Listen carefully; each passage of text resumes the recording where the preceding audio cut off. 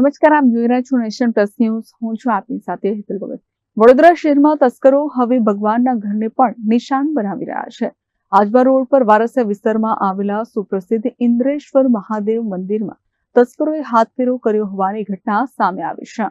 શહેરના આજવા રોડ પર આવેલું ઇન્દ્રેશ્વર મહાદેવ મંદિર લાખો ભક્તોની આસ્થાનું કેન્દ્ર છે.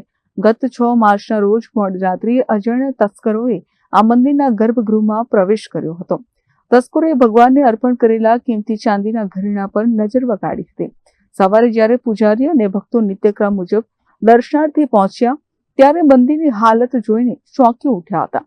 ચોરીની આ ઘટનામાં તસ્કરોનું ચાંદીનું એક મોટું છત્ર, એક નાનું છત્ર અને દાનપેટીમાંથી રોકડ રકમ મળીને કુલ 45,200ની મત્તા ચોરી ગયા હતા. ઘટનાની જાણ થતાં જ મંદિરના ટ્રસ્ટીઓ અને સેવકો દ્વારા વારસિયા પોલીસને જાણ કરવામાં આવી હતી.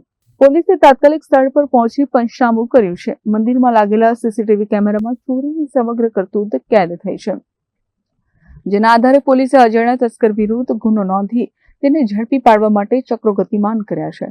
અત્રે ઉલ્લેખનીય છે કે ગત દિવસોમાં છાણી અને મકરપુરા વિસ્તારના મંદિરોમાં પણ ચોરી થયાના કિસ્સાઓ સામે આવ્યા છે. ત્યારે હવે આ વધુ એક કિસ્સાને કારણે શ્રદ્ધાળુઓમાં રોષ ફાટી નીકળ્યો છે. આ મામલે જલ્દી કાર્યવાહી થાય એવી લોક માંગ ઉઠવા પામી છે. કેમેરામેન નમન પ્રવીણ સાથે Chirag Patel, nation plus news, Vadodara. સમાચારોના સતત અપડેટ મેળવવા માટે અમારી નેશન પ્લસ ન્યૂઝની યુટ્યુબ ચેનલને સબસ્ક્રાઇબ કરો, બેલ આઇકન દબાવો અને જોડાયેલા રહો ફેસબુક, ઇન્સ્ટાગ્રામ અને ટ્વિટર પર.